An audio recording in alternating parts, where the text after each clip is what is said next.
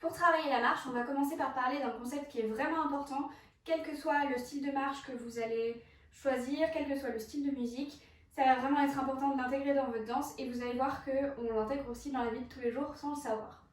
Alors il s'agit du contra body, c'est le fait que lorsque j'avance une jambe, je vais reculer l'épaule du même côté. Donc si j'avance ma jambe droite, je vais reculer légèrement mon épaule droite. Ça va créer une sorte de torsion au niveau des abdos et ce sera tout simplement plus esthétique. Et donc si je fais l'inverse, j'avance ma jambe gauche, je recule mon épaule gauche. Là je le fais de façon très décomposée pour bien vous le montrer. Normalement ça se fait en simultané, donc j'avance, je recule, j'avance, je recule. Normalement vous faites déjà à peu près ça dans la vie de tous les jours quand vous marchez dans la rue. Si vous remarquez, quand on a les bras ballants et qu'on marche, on va plutôt avoir tendance à reculer le bras du côté qui avance en termes de jambes. Donc c'est quelque chose que vous faites déjà, mais parfois dans la danse, on se plante, on panique un peu, donc on va essayer d'éviter ce phénomène qu'on peut appeler la marche pingouin, qui est ça, quand on avance l'épaule du même côté que la jambe, qui n'est pas très élégant comme vous le voyez, et on va vraiment essayer de j'avance, je recule, j'avance, je recule, j'avance, je recule. Alors vous n'êtes pas obligé de l'exagérer autant que je le fais, là c'est pour vraiment que vous voyez le mécanisme. Ça va aussi dépendre du style de musique, vous allez voir juste après qu'il y a plusieurs styles de marche et que du coup on peut adapter et que ça peut être intéressant parfois de mettre l'accent sur le contra body, d'autres fois un petit peu moins, mais il faut toujours que ce soit présent, que vous soyez cavalier ou cavalière, pensez toujours à inverser. Si vous n'avez pas l'habitude de ce concept-là, je vous invite fortement à commencer par juste faire des lignes parce qu'on va après travailler des choses plus difficiles en termes de marche. Donc commencez par ça, vérifiez que vous arrivez bien à faire votre contra body naturellement. Et une fois que c'est bien, une fois que vous gérez bien, on va pouvoir passer à l'étape suivante qui va être le choix du type de marche. Une fois que vous êtes à l'aise avec le contra body, on va pouvoir parler des styles de marche qui vont du coup dépendre de votre style personnel, mais surtout du style de musique sur lequel vous allez danser. Avant de commencer du coup à parler de style, je vais tout de suite vous dire que quel que soit le style de musique, c'est vraiment très important de penser non seulement au contra body, mais aussi à un concept clé dans la marche en danse cap-temps, c'est d'avoir toujours le poids sur l'avant du pied. Je peux tout à fait réaliser cette marche sans poser complètement mon talon. Alors dans la pratique, vous avez le droit de poser le talon au sol, mais le poids doit être vraiment sur l'avant du pied et jamais sur l'arrière. Et pensez toujours à être sur un seul pied et pas le poids moitié-moitié entre les deux comme je suis en train de le faire actuellement. Alors, on va commencer à parler des styles. En général, on classe en deux grandes familles, les marches qui sont plutôt glissées et les marches plus standards que vous faites probablement sans y penser. Alors, la marche glissée, elle va contenir deux types de marches. Que vous soyez cavalier ou cavalière, vous pouvez travailler les deux si ça vous plaît. L'une des deux est plus souvent réalisée par les cavalières, mais cavaliers, si vous voulez expérimenter, libre à vous. Donc on va commencer par parler de la marche triste, une marche glissée triste, c'est-à-dire que on va plutôt les utiliser sur des musiques tristes ou mélancoliques, ça va être plus adapté. Alors pour faire cette marche, on va commencer avec les chevilles resserrées et on va avancer l'un des deux pieds, donc celui que vous voulez, en gardant la pointe collée au sol, comme si vous aviez juste devant votre pied un petit objet par terre que vous voulez faire avancer tout doucement. Donc on doit garder vraiment le pied au sol. Je vais le refaire de face. J'ai donc les chevilles resserrées et je vais avancer en glissant mon pied. Autre chose importante, c'est pas simplement garder un contact au sol, mais c'est ouvrir pour faire un en dehors. Donc j'avance et dès que ma cheville a dépassé l'autre, je vais présenter mon talon de façon à faire un en dehors et en plus à gagner en stabilité. Ça sera toujours plus stable que ça. Donc vous voyez qu'à ce moment de la marche, je n'ai même pas encore transféré mon poids sur ce pied. Donc je refais de ce côté-ci, j'avance, j'ouvre et là je vais pouvoir faire mon transfert. Pour faire le transfert, je vais pousser dans ma jambe arrière et je vais venir aplatir progressivement mon pied. C'est vraiment important que ce soit progressif, donc votre pied n'est pas monobloc. il est articulé. Et donc, on va venir commencer par appuyer la pointe, puis la plante, puis le talon ou pas. Vous pouvez ne pas le poser, mais si vous le posez, pas de poids dessus, le poids doit vraiment être sur l'avant. Et pendant ce temps, avec l'autre jambe, j'ai vraiment poussé progressivement pour transférer. Pensez vraiment aux vases communicants, c'est exactement ce principe-là. Hein. Là, tout mon poids est ici et progressivement, je vais avancer jusqu'à mettre la totalité de mon poids sur ma jambe avant. Autre concept auquel vous devez penser, c'est à ne pas faire de différence de hauteur. Ça ne va pas être joli si vous faites ça. Donc c'est important de vraiment aplatir progressivement le pied en fait à la même vitesse entre guillemets à laquelle vous allez transférer votre poids. On appuie, on transfère et là j'ai pas fait de petits bouts. C'est pas très joli. Donc voilà, on a transféré. Une fois qu'on est ici, on va venir glisser la jambe arrière jusqu'à rejoindre la jambe avant. Une fois qu'elle a rejoint la jambe avant, on va faire exactement la même chose. On va avancer, ouvrir, transférer en poussant sur la jambe arrière et on rejoint. C'est toujours pareil. Et il faut également penser à essayer de faire ça au maximum sur une même ligne. On va essayer d'éviter de faire ça sur deux lignes parallèles. C'est pas ça. Si je le fais en face, ça va pas être ceci. Ça va pas être joli. On va vraiment rester sur une même ligne. Vous pouvez regarder si vous êtes bien devant sur la même ligne. Et on vous invite encore du coup à faire des lignes, à vous entraîner. Vous pouvez vous entraîner en musique pour bien garder le rythme. Si vous êtes à l'aise avec cette marche, si vous n'êtes pas du tout à l'aise, commencez par le faire sans musique et puis après intégrer la musique.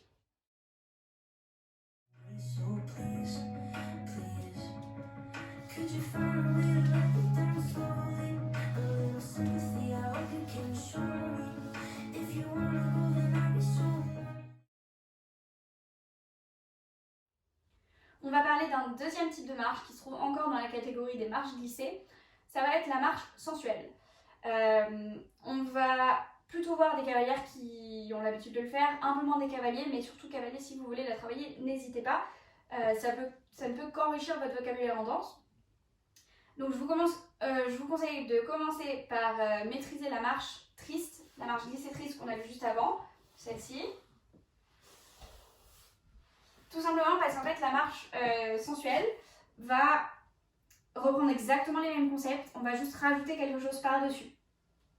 Donc toujours le même concept, je glisse, j'ouvre, je transfère. Ce qui va changer, ça va être au niveau des hanches. On va rajouter des hanches. Donc pour commencer, on vient choisir du coup la jambe qu'on va avancer, moi ça sera la droite. Et donc je viens m'installer dans ma hanche gauche.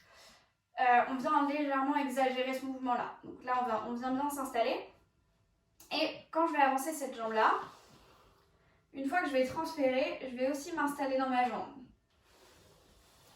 Et en fait, ça va être exactement ça le principe. Si je vous la fais de profil à vitesse normale, ça va donner ceci.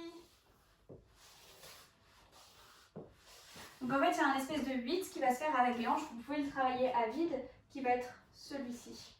Il va être très légèrement vers le haut, très légèrement, parce que il y a un transfert. Et cette hanche était légèrement abaissée, puisque celle-là était vraiment installée. Donc là, on l'avait légèrement abaissée. Et là, on va la remonter. C'est un espèce de mélange entre un 8 horizontal et un 8 vertical que je ne sais pas faire. Du coup, ça va vraiment être légèrement en diagonale. En diagonale, en diagonale, en diagonale. Mais vous verrez que c'est quand même beaucoup plus facile à travailler déjà avec cette marche. Donc, vous pouvez tout à fait commencer comme ça. Vous vous installez bien et vous allez essayer d'envoyer la hanche et de vous installer dans votre hanche. Continue, je m'installe, je m'installe.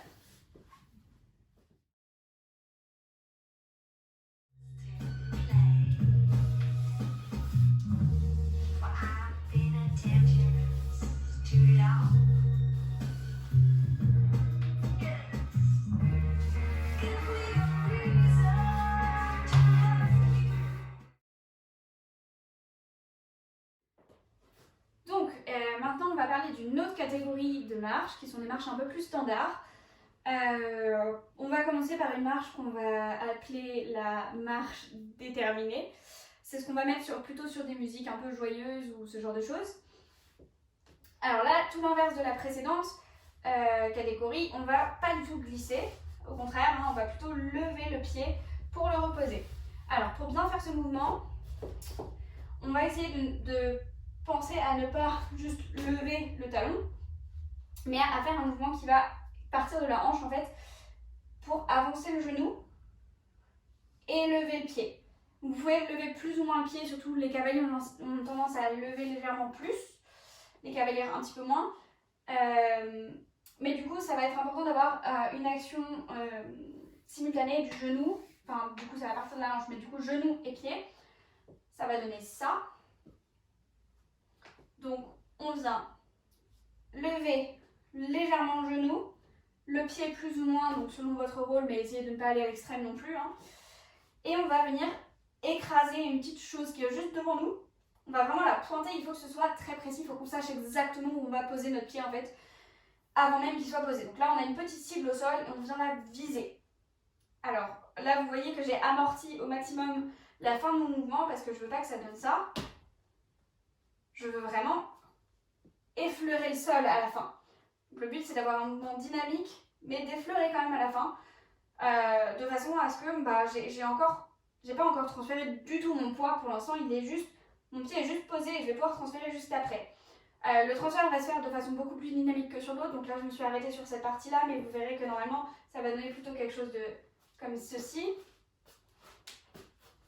Là je l'ai encore décomposé, mais vous allez le voir juste après en vitesse réelle, c'est plus fluide.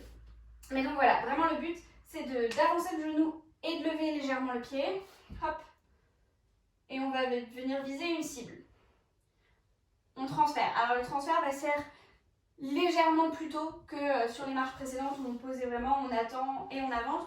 Là ça va être un petit peu plus simultané, mais ne le faites pas complètement en même temps parce que sinon ça va donner ça, ce qui n'est pas joli. Donc léger retard sur le transfert, très léger. Hop, hop.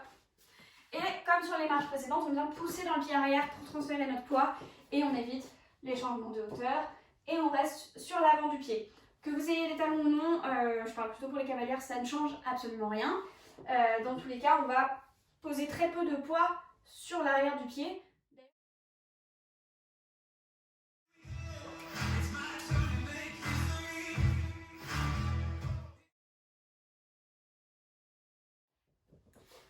Maintenant que vous maîtrisez 3 types de marches, glissée triste, glissée sensuelle et déterminée, on va apprendre le dernier type de marche qui va être une marche dite pin-up, qui va s'inspirer largement du coup des principes qu'on vous a donnés pour la marche déterminée.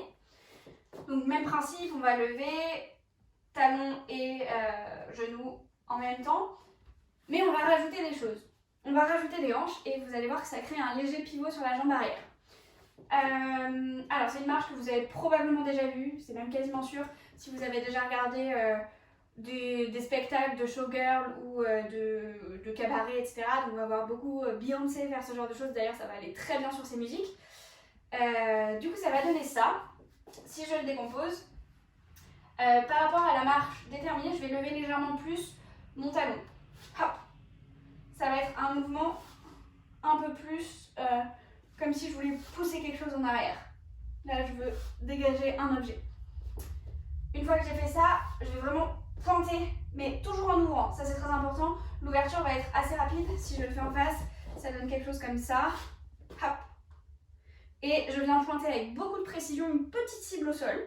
Donc, je sais exactement où mon pied va atterrir. Et je n'ai pas encore transféré mon poids. Et donc, je vais venir m'installer dans mes hanches. À chaque fois que je m'installe sur une jambe, je viens m'installer un peu plus sur la jambe. Et vous allez voir que naturellement, ça va créer un pivot sur ma jambe qui est en arrière. Ça donne ceci.